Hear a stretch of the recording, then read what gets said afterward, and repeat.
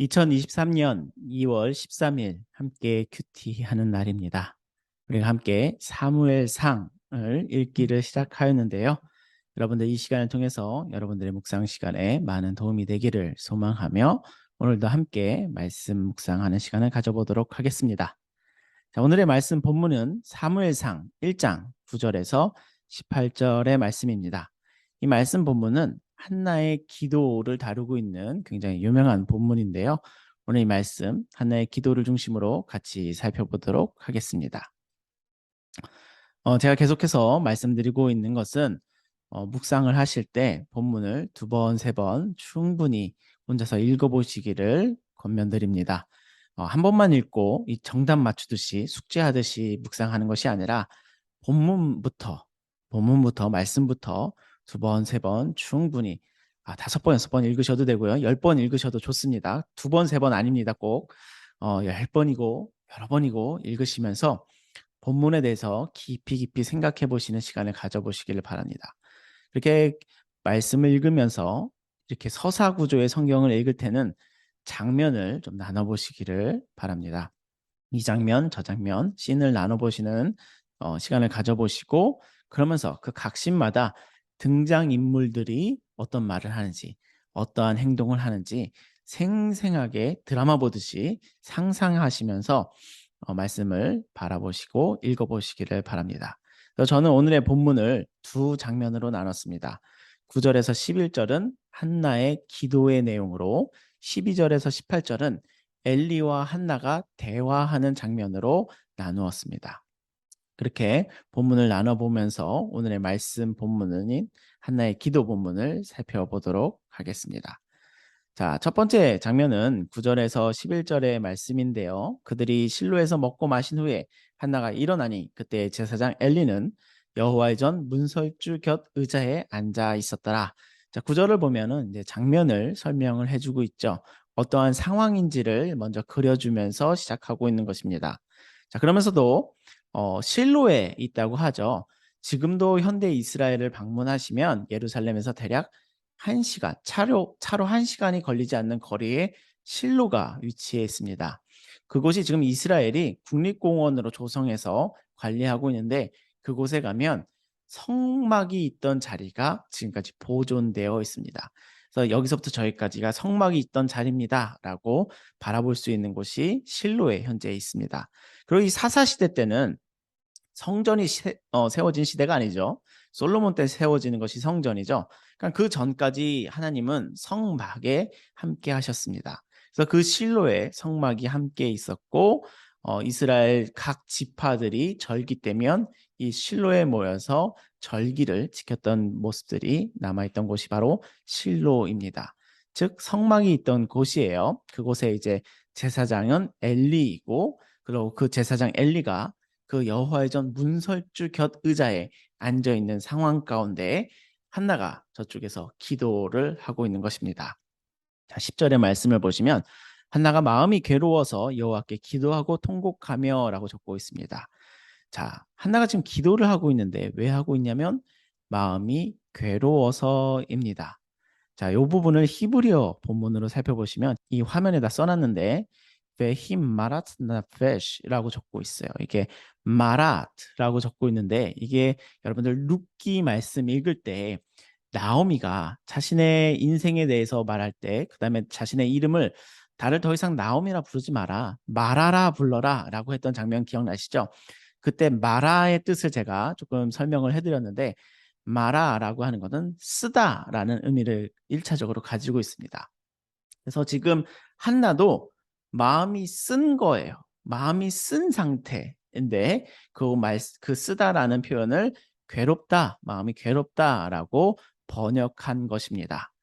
그래서 저는 이런 히브리어 원문을 읽을 때 그 1차적인 의미가 훨씬 더 생생하게 정말 잘 다가온다라고 생각하는데 지금 한나의 마음이 쓴 상태입니다. 자, 마음이 쓸 때 한나가 무엇을 하고 있나요? 바 티트팔렉 알 아도나이 즉 하나님 여호와께 기도하고 있습니다. 바코 티브케라고 적고 있는데 울면서 기도하고 있는 것입니다. 이게 동일한 단어가 두 번 쓰여 있는데 요 울다라는 표현을 우리가 이제 두 번 반복하고 있으니까 이것을 조금 더 강조해서 번역한 것이 바로 통곡하며라고 번역을 하였습니다. 그래서 한나가 마음이 굉장히 써서 마음이 굉장히 괴로워서 하나님께 기도하는데 통곡하며 울며 기도하고 있는 것이랍니다. 자, 어떤 내용을 기도할까요? 11절에 같이 보시겠습니다. 서원하여 이르되 만군의 여호와여 만일 주의 여종의 고통을 돌보시고 나를 기억하사 주의 여종을 잊지 아니하시고 주의 여종에게 아들을 주시면 내가 그의 평생에 그를 여호와께 드리고 삭도를 그의 머리에 대지 아니하겠나이다 라고 한나가 기도하고 있습니다. 여러분, 말씀에 나타나는 여러 성경의 인물들의 기도를 살펴보신다면 그들의 기도의 공통점을 한 가지 꼽을 수가 있는데 그것이 무엇이냐면 하나님의 말씀을 가지고 기도합니다. 그들의 마음을 토로하지만 토로하면서도 말씀을 붙잡고 기도하는 모습이 공통적으로 나타나는데 모세도 그렇게 기도를 했었거든요. 지금 한나의 기도를 살펴보면 그를 여호와께 드리고 삭도를 그의 머리에 대지 아니하겠나이다라고 기도하고 있어요. 이건 단순히 아들 주시면 이렇게 하겠습니다라는 의미가 아니라 조금 더 깊게 살펴보면 민수기 6장에 즉 율법을 들어서 하나님께 기도하고 있는 것이랍니다. 한나의 기도를 살펴보시면 아들 주시면 내가 그를 나실인으로 드리겠습니다라는 것을 기도하고 있는 거예요. 이 나실인들은 하나님께 드려진 사람들이라는 표현으로 그들의 머리를 자르지 않았다고 합니다. 그것이 민수기 6장에 나타나는 율법이에요. 그래서 한나가 지금 드리고 있는 기도는 아들 좀 주세요. 정말 아들이 없어서 괴로워요 라고 하는데 그 아들 주시면 내가 이 아들을 나실인으로 하나님께 드리겠습니다 라고 기도하고 있는 것이랍니다. 자, 이 나실인법을 드리고 있다는 것에서 한나가 무엇을 각오하고 있는지를 우리가 살펴볼 수가 있는데요. 이 묵상지에서는 그 내용까지는 하나의 기도의 깊이까지는 다루고 있지는 않아서 제가 조금 더 포인트를 잡아드리자면 한나의 기도를 보면 나실인을 드는데 이 나실인들은 하나님께 드려진 사람들로서 거룩함을 유지하기 위해서 더럽혀짐을 막기 위해서 시체를 손대지 않습니다. 이것이 민수기 6장에 나타나는 나실인 법이에요. 그런데 이제 이 우리들에 있어서 사사시대 때 굉장히 유명한 나실인이 또 한 명 있는데 그가 바로 삼손입니다. 그 삼손이 이제 사자의 시체를 만지잖아요. 그 모습을 바라보면서 나실인법을 어긴 것으로 바라볼 수가 있는데 이 나실인들은 시체에 손을 대지 않는 것이 법입니다. 즉 한나가 무엇을 각오하고 있냐면 자신이 죽어도 아들인 이 태어날 사무엘을 통하여 장례를 치르지 않겠다까지 각오하고 있는 것입니다. 심지어 부모와 형제가 죽어도 이 나실인들은 그 시체에 손을 대면 안 되는 것이 민수기 6장에 나타난 법이에요. 즉 한나는 무엇을 각오하고 있냐면 자신의 아들이 자신의 장례를 치러주지 않을 것까지도 각오하면서 하나님께 기도하고 있는 것이 지금 한나의 기도의 깊이입니다. 제가 이런 내용을 어머니 기도회에서 한번 설교한 적이 있었어요. 그럼 함께 이런 내용들을 나눈 적이 있는데 한나의 기도의 깊이를 오늘 11절의 말씀을 읽으시면서 한번 느껴보시기를 바랍니다. 그래서 한나가 지금 실로의 성막 안에서 기도하고 있습니다. 정말 쓴 마음을 가지고 하나님께 나아가 이렇게 기도하고 있습니다. 만군의 여호와여 만일 주의 여종의 고통을 돌보시고 나를 기억하사 주의 여종을 잊지 아니하시고 주의 여종에게 아들을 주시면 내가 그의 머리에 그를 여호와께 드리고 삭도를 그의 머리에 대지 아니하겠나이다. 이 한나의 기도를 깊이 살펴보실 수 있는 시간 되시기를 바라면서 계속해서 두 번째 장면 살펴보겠습니다. 두 번째 장면은 12절에서 18절의 말씀입니다. 자, 그렇게 한나가 기도하고 있으니까 오랫동안 기도하고 있었대요. 12절에 보면 그가 여호와 앞에 오래 기도하는 동안에 한나의 기도가 길어지고 있습니다. 그때 제사장 엘리가 한나를 주목합니다.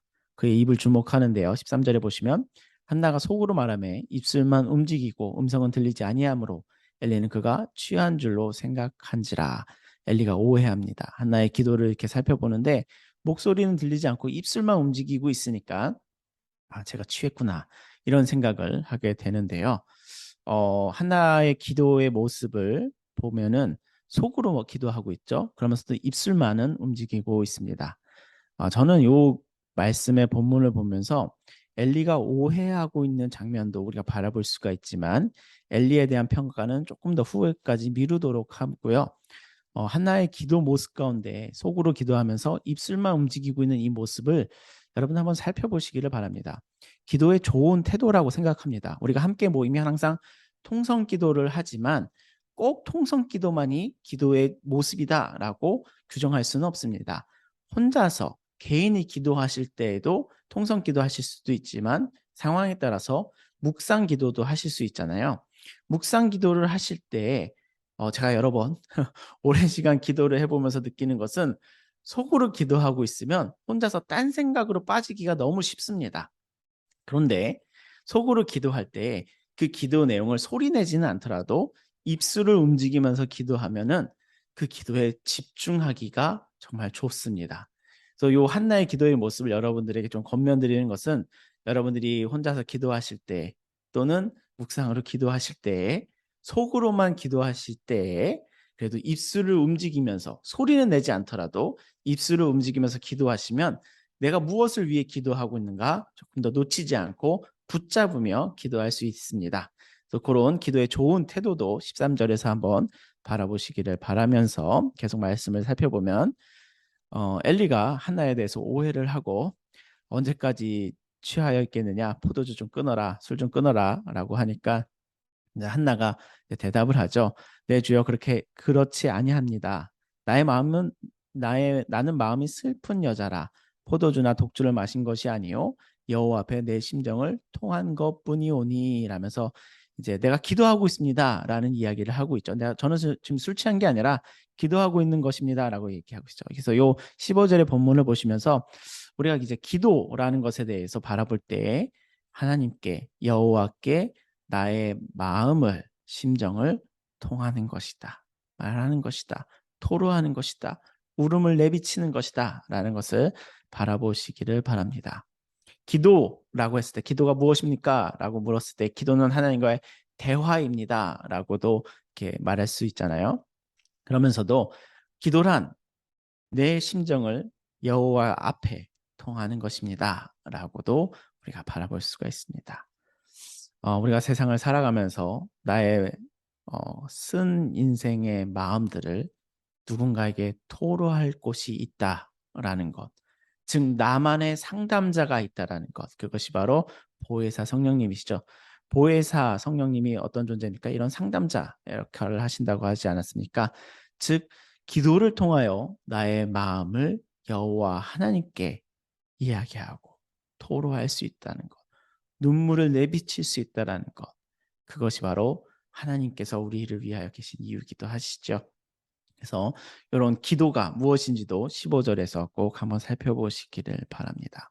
그래서 마음이 쓸 때 내가 무엇을 하는가 꼭 살펴보시면서 마음이 쓸 때 내가 기도하는가 아니면 딴 거 하는가 한번 그것도 자신의 모습을 살펴보시기를 바랍니다. 16절 계속 보시면 당신의 여종을 악한 여자로 여기지 마옵소서. 내가 지금 말한 것은 나의 원통함과 격분됨이 많기 때문이니이다 하는지라.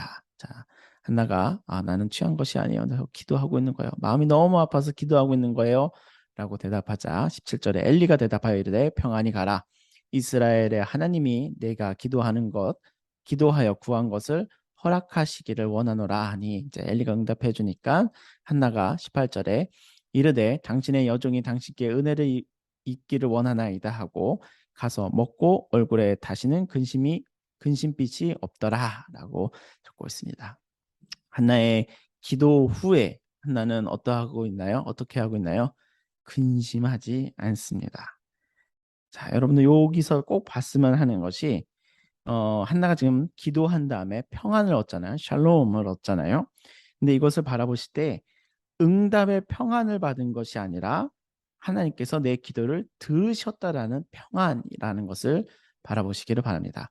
한나의 지금 평안이 하나님께서 응답해 주셨다라는 것에 대한 평안이 아니라 하나님께서 내 기도를 들으셨다라는 것에 대한 평안이라는 것을 꼭 바라보시기를 바랍니다.